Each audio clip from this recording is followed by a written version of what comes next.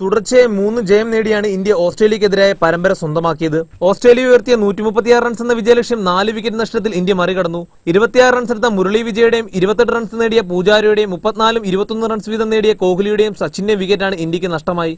Mitchell സ്റ്റാസിനെ തുടർച്ചയായി 3 തവണ boundary കടത്തി ക്യാപ്റ്റൻ ധോണിയാണ് ഇന്ത്യക്ക് വിജയം സമ്മാനിച്ചത്. 19 വർഷത്തിന് ശേഷമാണ് ഇന്ത്യ തുടർച്ചയായി 3 ടെസ്റ്റ് വിജയങ്ങൾ സ്വന്തമാക്കുന്നത്. അതേസമയം ഇതാദ്യമായാണ് ഓസീസ് ഇന്ത്യൻ മണ്ണിൽ തുടർച്ചയായി 3 ടെസ്റ്റ് പരാജയം രുചിക്കുന്നത്. രണ്ടാം ഇന്നിംഗ്സിൽ 3-75 എന്ന നിലയിൽ ബാറ്റിംഗ് പുനരാരംഭിച്ച് ഓസ്ട്രേലിയ 233 റൺസ് എടുത്തപ്പോൾ എല്ലാവരും പുറത്തായി.